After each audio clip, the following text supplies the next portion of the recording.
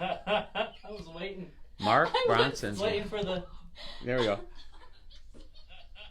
Okay, give it to us. All right, we got it. Yes, we're not starting over, right? Nope, you're fine. Okay. Let her rip. Hi everybody, we're going to pretend like we're starting all over. Welcome to Warrior Spotlight. Okay, our special guest in the house is Jason Kelley. Everybody welcome Jason. We're super excited to have you here. In front of a live studio audience. In front of a live studio audience, yes. We might have, how many viewers we got, honey? Watching? 5. Oh, 5. So we got 5 viewers. In front of a 5 studio audience. Right. So we are going to start backwards in your life and work your way forwards. How's that? Okay. Alrighty. Should I be on a couch? No. Okay. No, that comes later. That's a different show. Okay. Yeah. So did you have any family members who served? Yeah, several of them. My uncle was in the Marine Corps. Another uncle retired Navy. Pretty sure my grandfather was Army, I believe. So yeah, several military members. Is he still around, your No, he's grandfather? not. Oh, okay.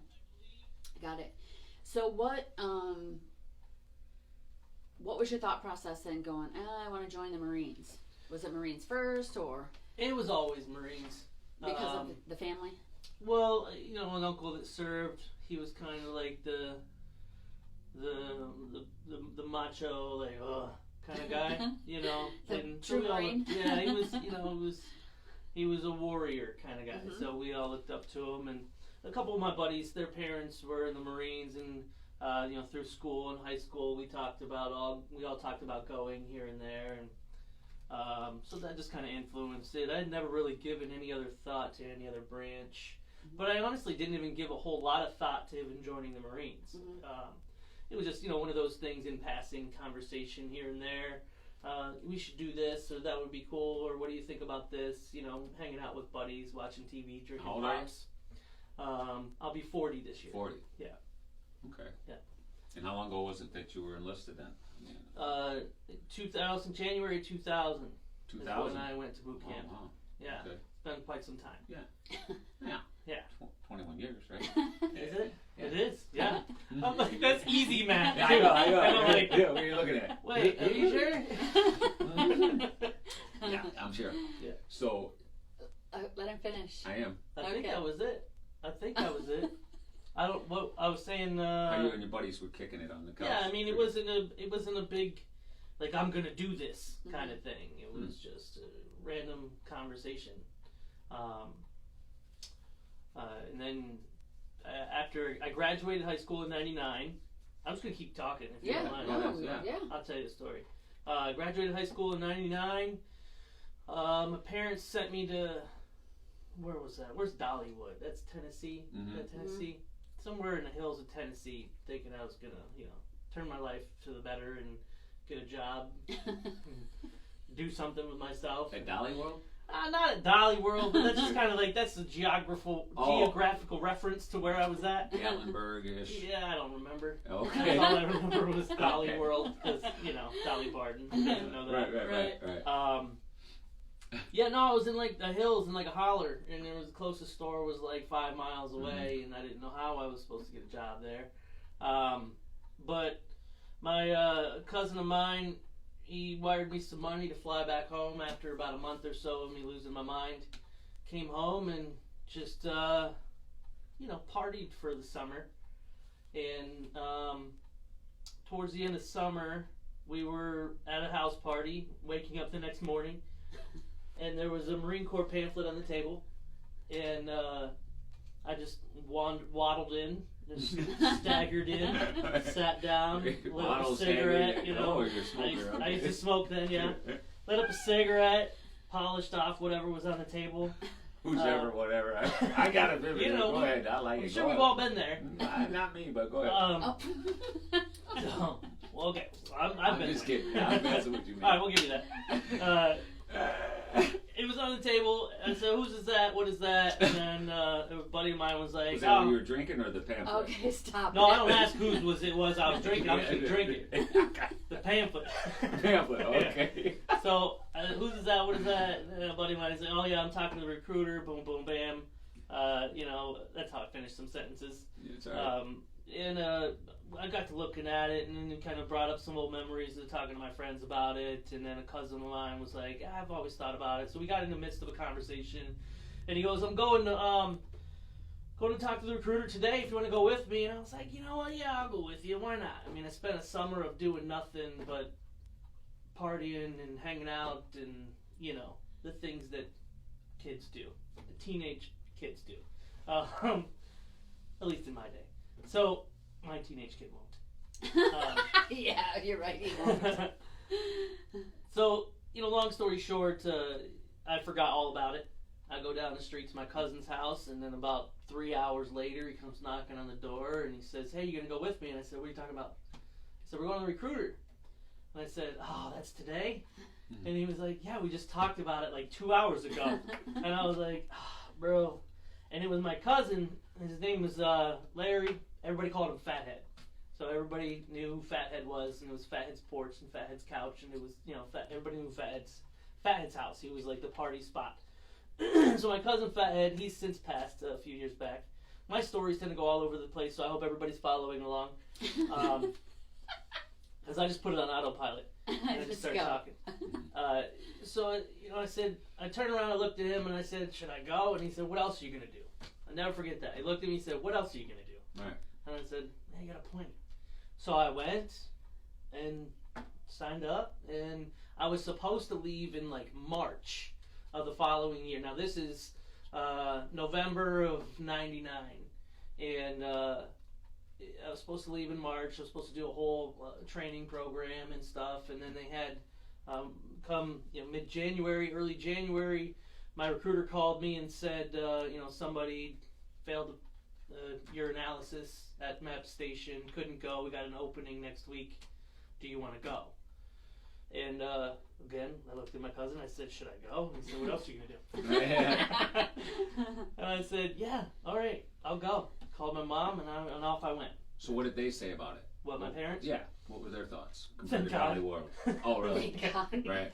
Yeah, well, They worried about you, of yeah, course. I mean, they sent me out of state thinking it was going to do something better for me because I wasn't doing anything. I mean, I was a straight C student, just getting by, hanging out with, not the best crowds. And Straight C students?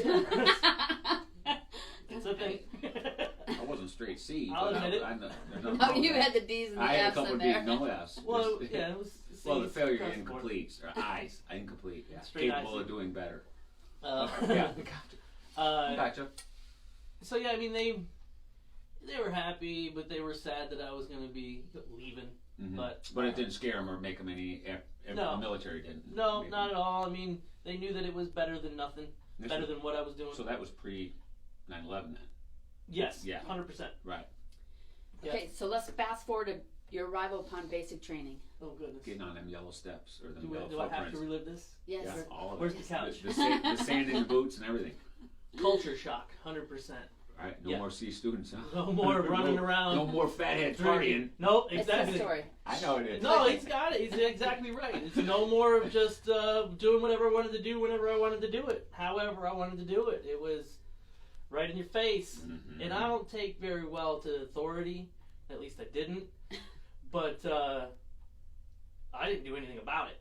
I was one of them kids. Don't talk to me like that. I'm. But I didn't say anything. I was scared shitless.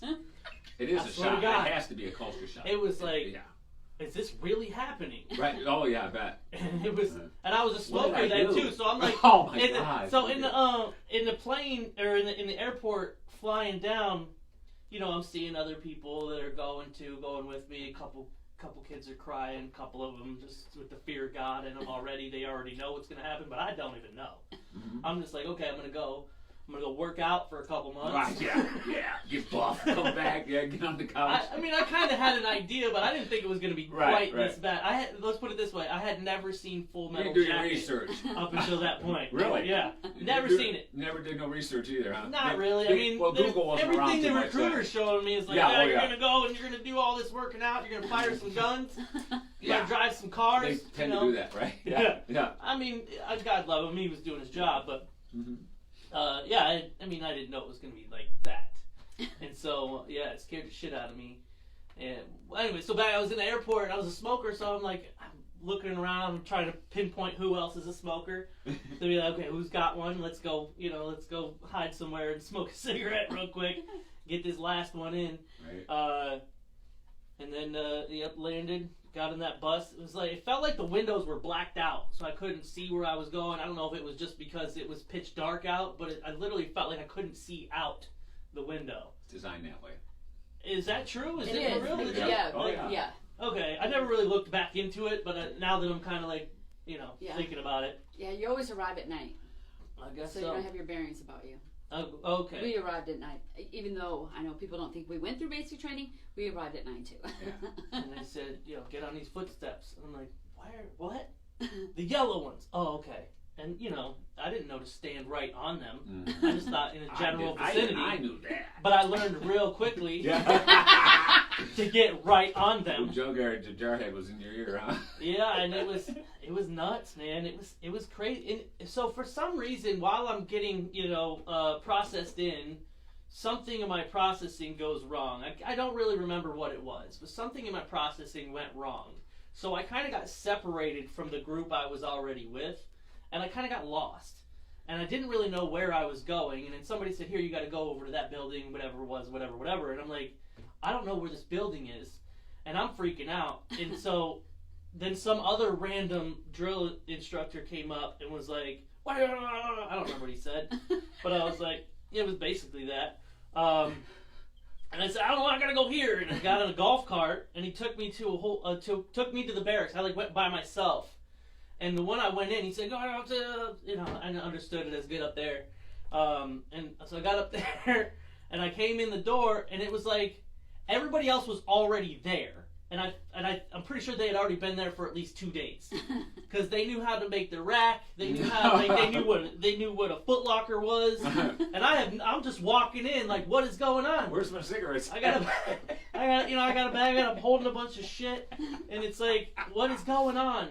And so he said, yeah, you're over there in that rack. And so he said, put your shit up there. I put my shit up there. Bam, bam, bam. Get online. So I got online with everybody else. But everybody was already there. And then he was like, you got to make this rack up. And I'm like, I don't know how to do this shit. So I'm asking other recruits, like, hey, can you show me how to do this? And they're just like, shut up.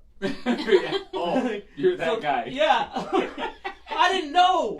I wasn't at that point yet. They knew. And they knew you I didn't swear, know. I feel like they had already been there for at least 2 days. I could see it They in were them. polished. They were already, kicked in the ass a few times. But me, I'm coming off of where can I smoke a cigarette? Fathead's couch. I'm still on Fathead's couch in my brain. 100%. Right. And so... Oh, God. Yeah, I'll never forget it, And, I don't think I'm going to either. And then from there, it was, the rest of boot camp experience that everybody else got. But the one thing that we always remember, right, is that very first night we get into the rack, right? And you're laying there, and you're like... I fucking cried. I'm not gonna lie. I'm not ashamed to admit it. I'm a grown man, and I will tell you, I cried. 21 years ago, you were not crying. I was just 18 calling out the fathead, wasn't you? But I was like, Mama! But no, I was more like, what the fuck did I get myself into? What else are you gonna be doing? What else you got to do? I can't even get out of here. What else am I gonna do? Right. Now you know. Okay, so I have to just interview him for a second because I took some constructive criticism from Bob, right? So he says it's hard to hear when we're all talking at the same time. Right. Okay. So we'll go to different octaves. I know. I'm always laughing. I ain't saying nothing. Oh, you're always saying something. I know, but I haven't. I've been laughing. I'm thinking here, real quick. I watched the video, and I think I knew more than him prior to going. Probably. They showed me the video. I don't think I watched it. I think that was the problem. Yeah. No, it's good. Yeah. So obviously you made it through it. Obviously I made it through it. Yes, thank you. No, I'm raising my hand to okay, cough. yes. Okay. Oh, yes. The kid we went to see had an ingrown toenail. Oh, wow. And they were gonna put him out to medical leave and have to restart. And he told No. them, he said, rip it off. And this kid was a little milk Right. toast, Stephen. And they ripped it off, put his boot in, taped him up, and he went back and Finished. he was one of these guys. I never thought he would have made it through basic. I hate to say that, but he did, and flying, he made it and went on to make a career out of it, right? Mm-hmm. But anyway, so you can imagine, think of that with that sand on where you washed the 100%. uniforms off. I was like, wow, dude, that's tough, huh? I went in, I weighed 130 pounds when I went in. Mm-hmm. I was a little dude.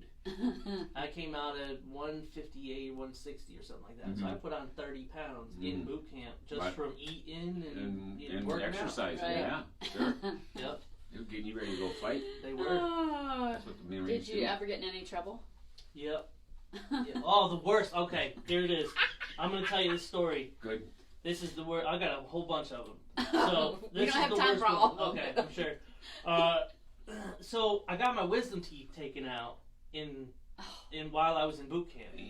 And I don't know if you've had. I'm sure you've had a tooth pulled here and there. It's No, I it have ends up wisdom teeth out, swelling yeah, up, yeah. especially the wisdom teeth. Right. So they put me on bed rest, so I was only eating like rice or whatever they brought me, and it was swelling up, and I was in pain, and all they gave me was morphine, so I was eating or not morphine, Motrin, so I was just eating a bunch of He was Motrin. wishing it was morphine. I was 100%. I wish it was on one of them little Little buttons drippers, yeah. so I could just hit it. Hit it. Yeah. You hit it and it ain't going. It only gives so much. Okay. I So, it made you feel good. Oh, click, click, click. I'll reel it in. So, so I just got it. So one day we're standing. They tell everybody get online. Boom, they get online. Well, one of the guys. So there was this kid, and I love you if you're out there and you see this. A couple of the guys called him the superhero. Because when he would sound off, it sounded like a superhero voice. It was yes, sir. I can't do it now, but 21 years ago, it was hilarious. Right. And so they were drilling him. They were in his face, just getting at him, and he was 2 people down from me. And they said something. I don't remember what it was, but it was the funniest shit. And all I did was that, and they heard it. And I shit you not, they swarmed up on me. One of them just snatched me up on my face. This was after getting my wisdom teeth out. Oh, yeah. So they snatched me up, and I just a little tear came down. What else are you gonna do? Right. And that was one of my You could have pooted, but that would have been most worse. intense.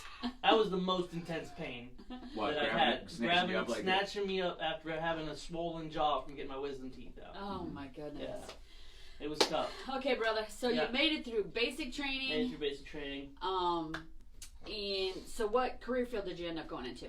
I was a maintenance administration for a Harrier squadron in the Air Wing. Which means what to some of our civilian 60, viewers? 46. I kept track. I trained. Okay, so it went. So I was a maintenance administration. What maintenance administration primarily is we kept track of flight hours for all aircraft parts and pilots for those aircraft for when they would get to a certain time frame that they would need either maintenance or replaced. Right. Does that make sense? Absolutely. So we did all that, and then within that, we also had the system administrator position for the entire squadron. So then I started transitioning into the data analyst system administrator for the entire squadron too, where we linked up all the computers for all the different departments within the whole squadron. So That's cool. I was a poke. I was a computer guy. Poke. Pogue is what they call it. Oh. The non-infantry, I don't know the exact definition, but the word is pogue. Mm-hmm. And is that based off of, I'm drawing a blank on what the test is called. Oh, the, ASVAB? is it the ASVAB? Mm-hmm. I think you're Like right. where you score, God, it's been so long. yeah, mechanically or... Yeah, I've always been a smart kid, so my recruiter, I want to say computer, my recruiter got me prepared. He actually brought in a math tutor for me because he was like, "What do you want to do?" I was like, "I don't know, something easy." He was, I'm a kid. I'm on Fathead's couch. Something easy, bro. And he was like, "Okay," and he had me take like a practice test. So I took a practice test. I scored pretty high. I think it's like 134 you have to get at least. And then he was like, "Your math could use some work," and I was like, "Yeah, I'm sure." And so he brought in a tutor. I think his wife even is who it was. Came in, tutored me a little bit. I ended up scoring like a 165 or 170 or something like that, which was pretty high. So I got to pick whatever it was I wanted. And so I said, "What's easy?" He said, "Well, the air wing's pretty easy." And I said, "Well, put me there." And I said, "Well, what else is easy?" He said, "Well, office is pretty easy." I said, "Or admin's pretty easy." I said, "Well, put me there." And he was like, "Okay." So they gave me maintenance admin. Oh. That's cool. That's where I was in. And so did you serve in the same spot how long did you serve for? So 4 years active, 4 years inactive. Okay. So it was an 8-year run. contract. And yeah, it was, I went to, Cherry Point for my main duty station, and I just stayed there the entire time. And where's that? North Carolina. Oh, okay. Yeah. So you were there for 8 years? I was there it was, so once you go inactive, you're discharged. Oh, okay. But you're essentially, like, you can be called at any time. Oh, okay. It's almost like a floater, it's almost like a reserve list, but you're not really reservist. Uh-huh. So it was 4 years active, 4 years inactive. Okay. So after the 4 years, I got out, but I got out early because I had leave days built up. Mm-hmm. And I got out and went back home. Yeah. So Marines for a career field was not your... No, I mean, as you can tell, I'm a pretty personality kind of guy, and I've got to spread my wings and fly. I can't be structured. Right. I just can't do it. I've tried it my entire life. Mm-hmm. It's hard for me to have structure, and it's even harder for somebody else to enforce that structure on me. I don't know. I mean, we can break out the couch and find the deep-seated thoughts of reasons of why, but that's just kind of how I operate. Mm-hmm. I operate best on my own. Oh, got it. Okay, so your personal life, married? Married, yep. Married, this Saturday will be 11 years together, and we've been married for 5. I've got an 11-year-old daughter, and she's my best friend. Cool. Nice. Yeah, that's awesome. Yeah. So no Marines for her? No, most likely not. I'm gonna let her decide what she wants to do. She might take that path. She might not. Does she know about your military? She does. Yep. She's actually had me come to school several times for Veterans Day to speak and stuff like that. Oh, so cool. Nice. yeah. And you and your wife were not together, or did you know each other even at that time? When For you military, joined? no. Okay. No, we met. We met in 2010. She's gonna kill me. Yes, May of 2010 is when we first started dating. Mm-hmm. So this Saturday will be 11 years, and that was already Mm-hmm. however many years that is. Do the math. Right. Awesome. Okay. So, what do you do now? Tell us what you do now. I am a entrepreneur primarily as in blanket, I guess, but I'm a professional DJ. That's where I make most of my living. I've been a professional DJ since 2011 is when I stopped working any other job and strictly just started DJing to provide for my family. And that came from where? I've always been musically inclined. I was a rapper at one point in my early mid-20s, and transitioned into being a DJ. Yeah. Now, did you know somebody in that industry to help you along? No. Okay. So I'll tell you the whole story. Here we go. So, I've worked after the Marine Corps. I went into several different corporate jobs. Tried working, at a desk. Tried working at a bank. I just couldn't seem to do it. So I would only last maybe 2 years max at any job before it was just, they would put somebody in charge of me that I was absolutely unequivocally smarter than, and they couldn't handle it, and so we would just butt heads, and I would just have to leave. And so maybe that's just me being pompous, I don't know, but that's just the way it went in my brain. So I did a few different corporate jobs. I worked at Verizon at one point. I managed a family video at one point. I worked for a check cashing company at another point. I was a consultant for a check cashing company at another point. Then my daughter was born in 2009 in September, the day after my birthday. And then shortly thereafter, I just quit it all and just said I can't handle that anymore. I can't handle wearing a tie to work anymore. I can't handle working 60 hours a week, trying to raise my child, deal with her mother, and live my life. There was too many things going on. So I quit. Well, my brother had helped a local radio host open a pizzeria a block over from where I worked at Verizon. So they would always pop in and see me while I was working, and I would stop there after work, and boom, boom, bam. And so my I cashed out my 401k when that. How much time we got? I'll tell you this whole story. Okay. When that started depleting, I called my brother and I was like, "Get me a job there, doing whatever." He said, "We don't have anything other than the dish tank," and I was like, "Put me in the dish tank." So I became a dishwasher. Best job of my life. I loved it. Because I'm just in my own world. Right. I'm just spraying dishes. Right. Nobody's bothering me about nothing.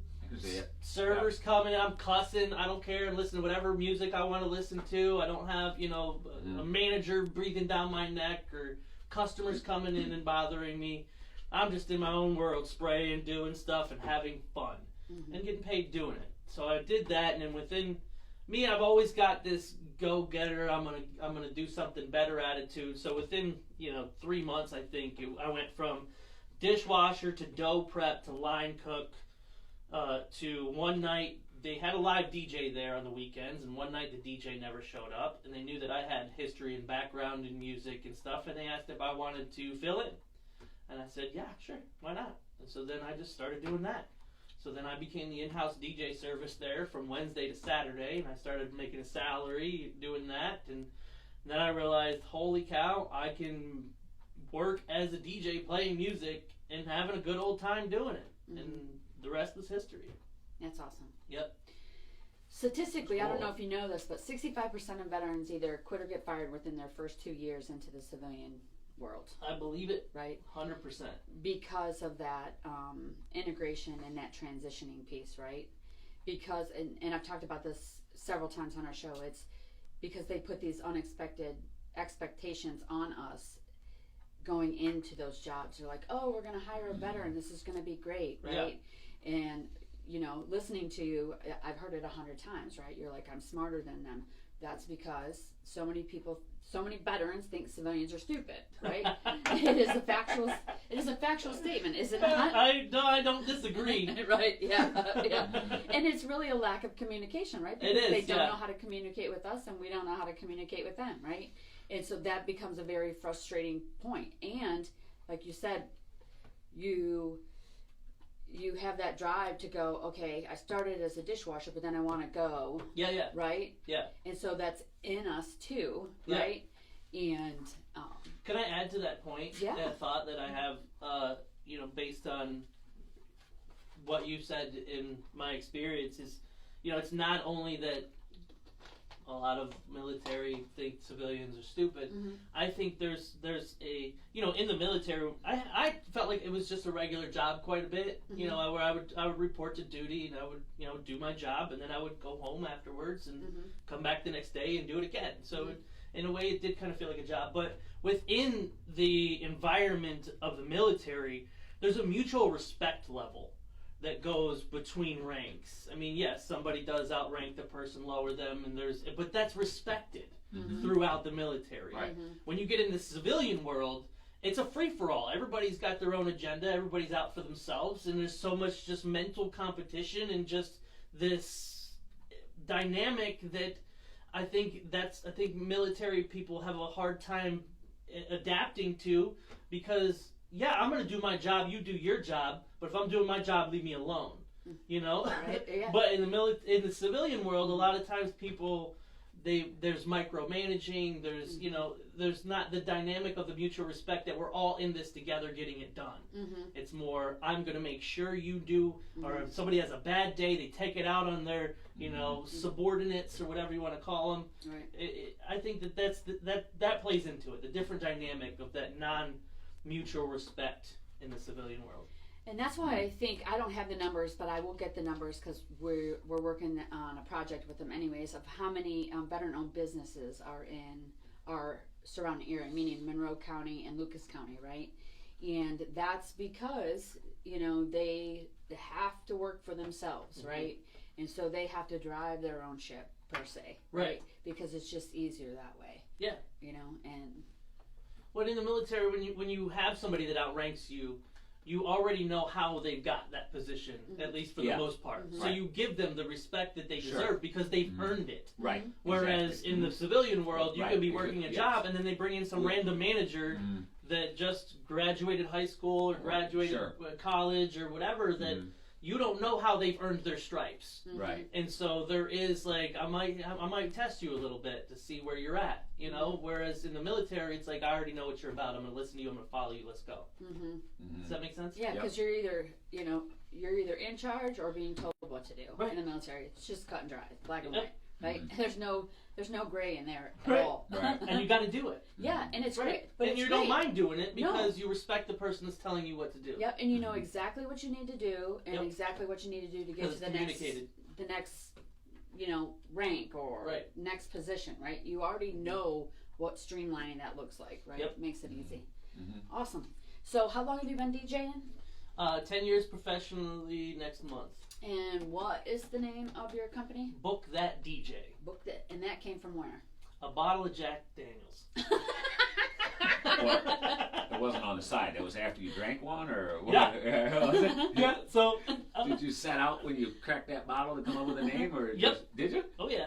So I also do marketing and graphics and web design and stuff like that, freelance. So that's another thing that I do on the side. But when after my wife and I met at the restaurant, the pizzeria that I started DJing at. That's where we met. And then within a week of us dating, we were inseparable. And then within a month, we were living together. And then a month later, the place shut its doors. And that was both of our source of income. And so I said, we went to try to do some temp jobs at a temp agency here and there, but I couldn't do it. I can't get back into that. I've been there, I've done that. So I said one day, listen, let's just start our own business. Because she has a degree in event planning and hospitality and stuff like that. So it works dynamically. So I said, let's just do this ourselves. I'll DJ wherever I can. We'll plan events here, there, and the other place, and we'll have fun doing it, and boom, boom, bam.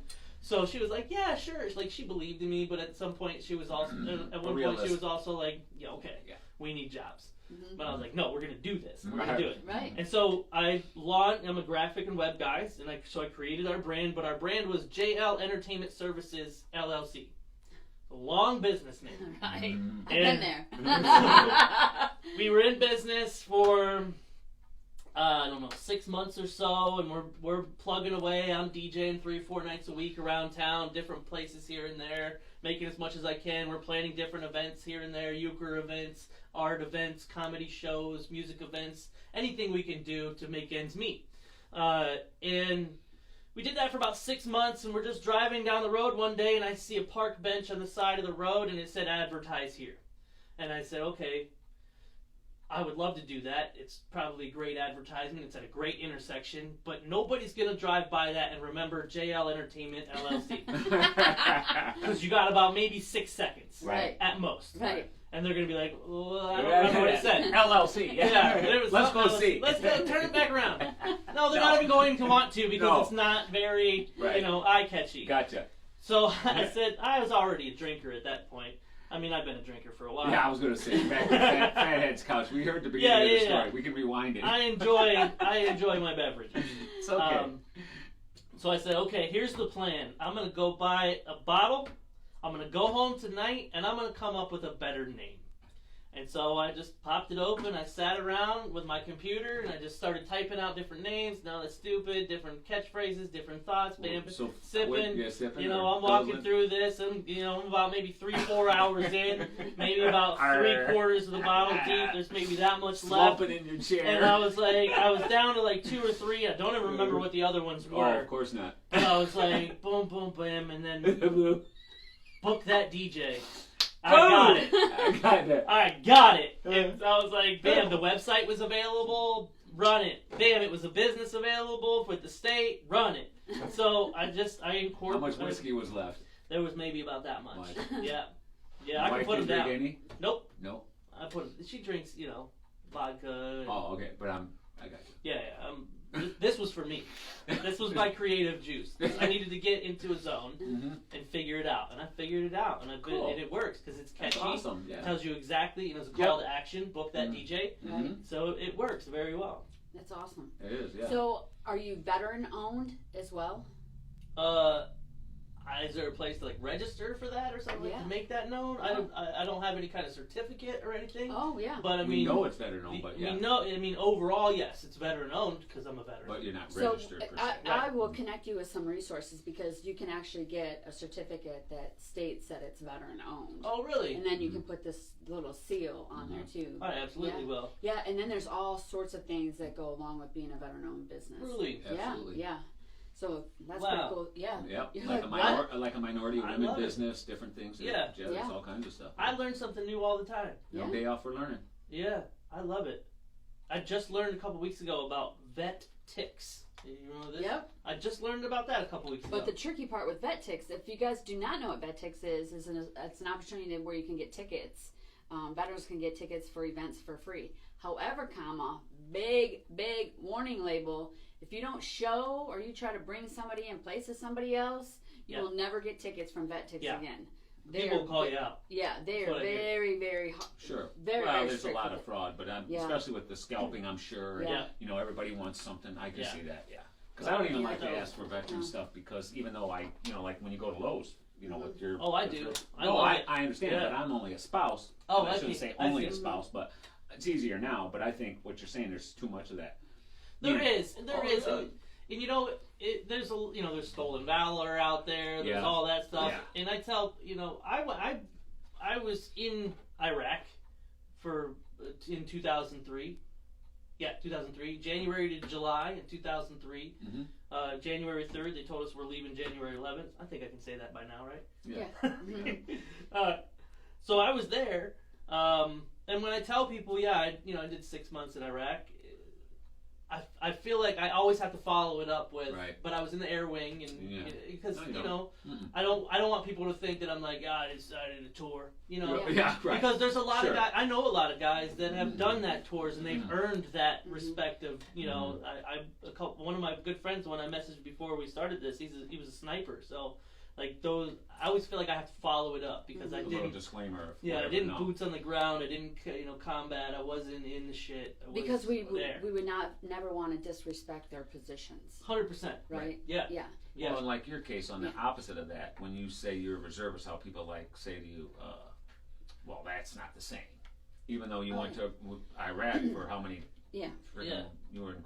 How long were you there? I was there. You did a bunch of tours, but I'm saying, I did. Same thing. Yeah, 4 months. But how people look at you because you're a reservist, that's I was actually guard. Right. Guard, There's a difference. Yeah. Sorry, guard. There's some different dynamics here. But but you know what I mean. Our daughters are reservists. I think that's wrong. Or like because she's a woman, they look down like I would never forget when she first went to the VA how freaking mad she was coming back. How when you had dealt with them. Not the best VA, but how looked at you as a woman and how you were treated. Yeah. I mean, and that's just part of it. I mean, it's life. Yeah. In general, working through some of that, but don't ever. So if you wouldn't have just gave us that little piece, right? Yeah. That was a significant piece you left out of your story, right? Oh, going over? Yeah. Oh, because I thought I told you that. No. Okay. You're just like, I was in North Carolina for 4 years. I thought maybe we were going to get there. I thought maybe that was one of your questions. No. I don't know. I'm just talking. It just came out. That's awesome, though. Yeah, it was. Yeah, it was tough. So you got to go to the sandbox, as they say. I didn't even put boots on the ground. I was just there, like we had scud attacks on the ship because we were with the Navy. Oh, being okay. in the So you were airway. in the, oh, I got Yeah, you. so Okay. we were in the Same waters. thing. I was still in hostile Yeah. environment. I mean, we picked up infantry and took them, but I saw some people that were pretty badly damaged. But that's about all I saw. That guy I met was a photographer in the Navy, remember? And he felt sort of like what you were saying there, but he was a photographer for the Navy, and yet he had and I go, well, you know, and he goes, because he used to get looked down on, but he had to confirm every death, photo it, you know. Yeah. And he goes, but he did. That's tough to you'd have see. to follow a general around or whatever as a Right. photographer, documenting what was going on wherever that, Yeah. you know, in the theater or whatever. And then he just said, you know, he always got looked down on. Oh, you're a carry camera, you know, whatever. Yeah. But yet, then he had to remind him that he had Even to just confirm. being there changes confirm. you. Yeah. Oh, It absolutely. does. That's Well, right. and that's, you know, that's what we're everybody, saying, right? with this show is like I was telling you some of this off air. It's everybody has their own experiences, right? Right. So you and I could watch a car accident at the exact same time. It does not mean we're going to respond that way. You don't know what my life experience has been like. I don't know what yours is, right? Right. So, and I go back from, I was working at this veteran organization, or volunteering at it, when I first got out, and this Vietnam veteran came in, and I've told this story a couple different times, and I asked him how he was, and I was going through my own personal transitioning struggles, not even knowing what they were at that moment in time, right? And I asked this gentleman, I'm like, so how are you doing today? And he's like, well, better than the day that I pulled the bomb and killed the mother and the innocent child, shit. right? Right. And I was like, to myself, Lay then that for like on me. days, I was like, okay, you better suck it up, Buttercup. There ain't nothing wrong with you now. You know, there ain't nothing, right? And then time went on, and I just, you know, it was legitimate. That I was not myself. I was not what I used to be. Yeah. I was going through this transitioning, and I didn't realize it, right? And so, and with you saying, you know, you can't unsee the things you saw, right? You can't take them back, right? One of the things that I did was I helped load and unload helicopters in the hospital. You can't undo that. Nope. Right? No. And so that kind of stuff, That's tough. and not that, you know, we're missing limbs or we even say we're frontline fighters or anything like that, but those things do not leave us, and they impact us Right. in certain ways, right? And so, again, that's where, you know, like I was telling you, the veterans that we're trying to reach, there's some of them that could have been on a ship and never had boots on the ground and went, man, I'm just struggling, right? I don't know why, right? Guilt too, a lot, right. some of them. But I seen though, you know, they could have been somebody just like you, right? But seeing, you know, the personnel come across that was injured, it might have been just too much because you don't know their trauma, right? And they're stuck at home, right? They don't know what to do with it, right? So that's why I say nobody's story is beyond anything here, because it's not a story. I take it back. I like to use the word experience, not story. It's an experience, right? And so what we share with the veterans and the family members, because you don't know, there's not a wife or, you know, a mom or dad trying to help their veteran along who's stuck. You know? I mean, you know, my parents, my family was worried sick when I was out, when I was in country, you know. Right. Sure. Man, I was worried. We were all worried. We didn't know what the hell was going to happen. We were on the ship. Yeah, it felt safe, but it didn't at some points, you know. So Absolutely. For sure. And them are your feelings, so they're valid. And, you know, some of that you probably don't even talk about. It's just you know. No, we had a scud. I'm pretty sure it was a scud attack. When I think back, so there was alarms were going off. We had to get all of our PPE on.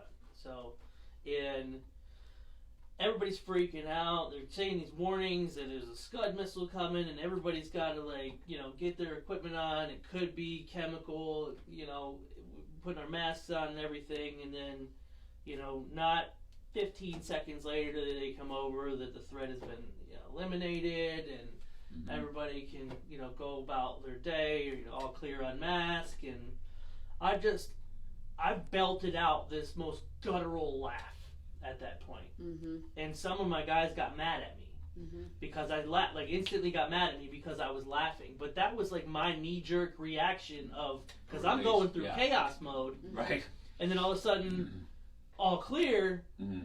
I just had this sense of like relief that this just guttural laugh came out, because just oh man, and they thought that I was like making light of it, and I was like, no, bro, this is how I am. Mm-hmm. And they were like, okay, we get it. They processed it once I explained it. Because like you said, everybody experiences things differently. Oh, yeah. Yeah, I was telling the story, I think, to William last week, maybe even, about how when we were flying into Iraq, right, we had all our gear, right, and flak vests and all our stuff, right, and we're doing combat roles to land, right? Yeah. And I'm doing the same thing. I'm laughing. Yeah. Like, I'm like, is this really happening? What else are you gonna do? Right.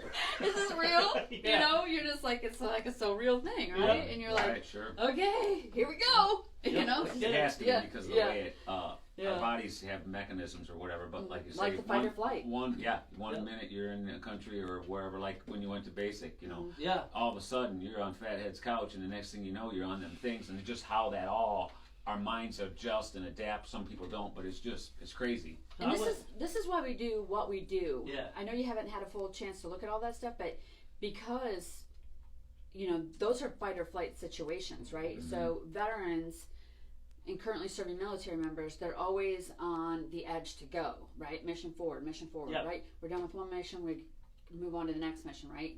And so when you transition into this world, it doesn't work like that, right? No, not at all. But you also can't just shut that down. No, not at all. So you process, okay, next, and you're just like trying to figure out how to navigate that world in this world, right? And so that's what we do. We help veterans navigate that transition, right? And well, that's good. Yeah. I'm sure it helps a lot. Oh yeah, for sure. I hope so. Oh yeah, it does. I work a lot in like the wedding industry, Mm-hmm. and when you said, you know, we're always go, what's the next mission, boom, boom, boom, and so it makes me realize that, because I don't sit down and think of this stuff, but talking with you here, like, it kind of puts some things into perspective for me. So even just for me, like, it's making some sense of why I do what I do, and I get a lot of flack and some judgment from people within the wedding industry because I'm constantly doing things. I'm constantly, what is my next mission? What is my next project? What am I going to do next? You know, because I can't just do one thing. Mm-hmm. I have to constantly be moving, going on to getting this done, going to the next thing, getting this done, going to the next thing. I can't just like have a business and be like, okay, numbers. I have to constantly be doing something to keep my brain active to accomplish new things, I guess. I don't know. That made sense to me. Yeah, and it's crazy how veterans don't realize that, right? Yeah. So like when I was saying like going through that transition, like you don't know it. You don't know what you don't know, right? Right. And so now you're like, I just thought I was neurotic. But I guess that makes sense because you're right. I mean, it's probably from my military background that makes me want to just keep doing things, getting jobs done. Mission ready. Yeah. Driving forward. And where is your business located out of? Perrysburg.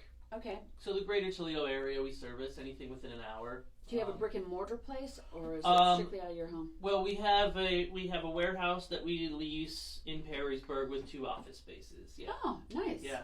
And so all of our clients come there. So I run a team of DJs too. I have 6 DJs that work for me. Oh, that's amazing. And when I say team, so we meet every week. They come to the warehouse every week.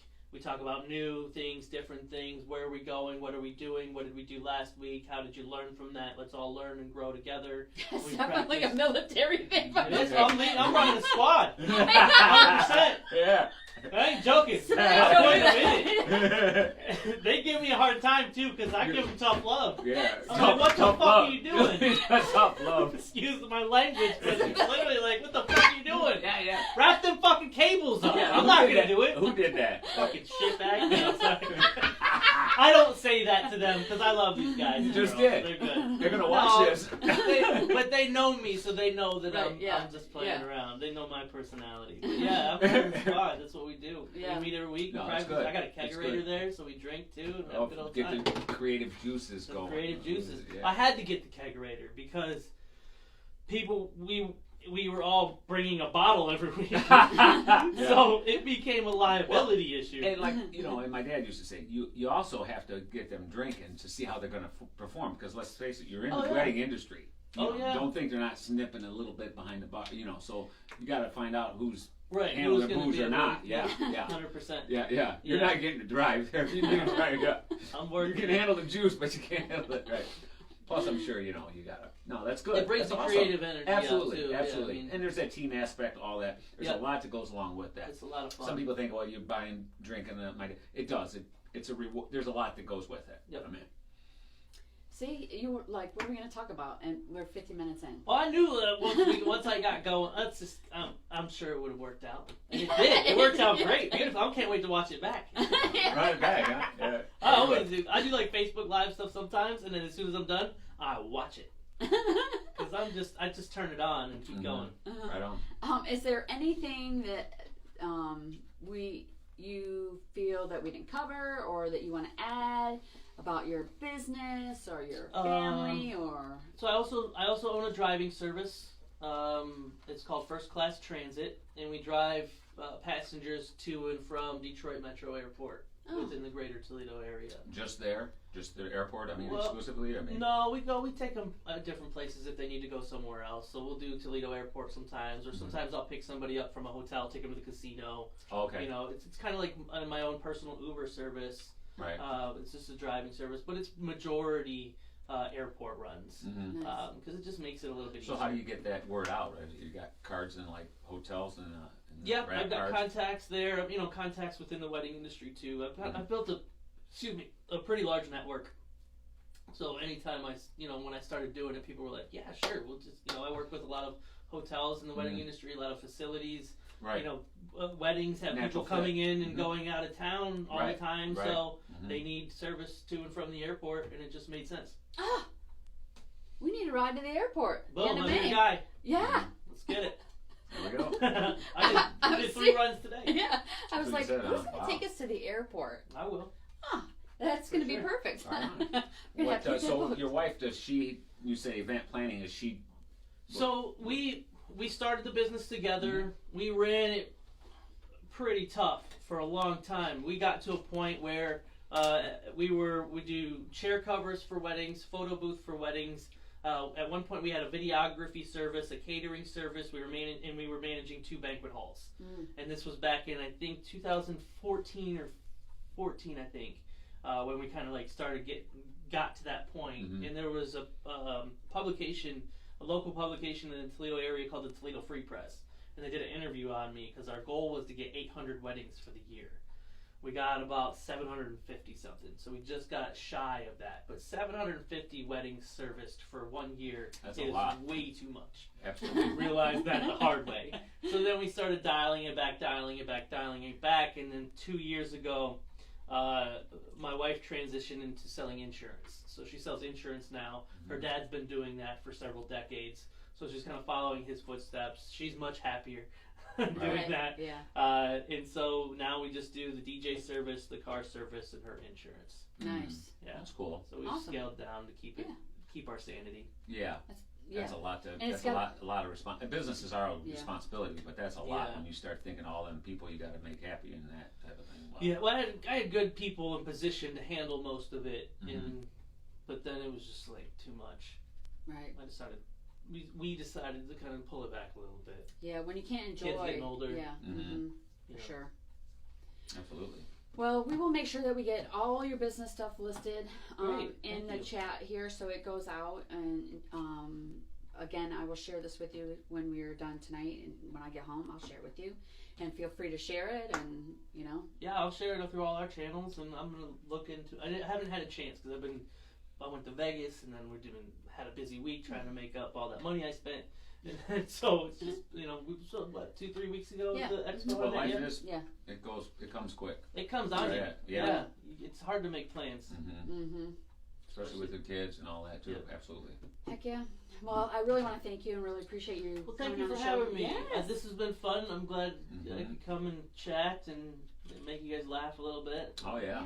We're all about Fun. promoting veterans and what they do Absolutely. and their businesses Awesome. and anything that we can do to help and just sharing the word with other veterans. In our events that you do and stuff. Yeah, there's the fit. Yep. Absolutely. Heck yeah. Yeah, I didn't necessarily do it just to get promotion out of it. After talking to you at the expo, I felt kind of a kindred, like-minded in what you were saying. I was like, yeah, I'll go do that podcast, and or interview, whatever, I don't know what we're calling it, whatever you want to call it. Mhm. I'll come sit down and chat. I can learn a few things. Mhm. That's what I felt. I could learn a few things. Yeah.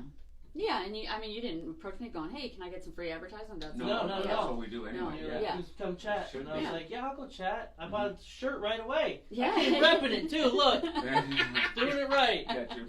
Showing support. All right, you guys. We hope you have a great evening, a blessed week, and we will see you next Wednesday night. Have a good one. Well, I won't. Podcast before one of us because they brought me broke loose and I was cussing up a storm and just and I was like, well, I'm out.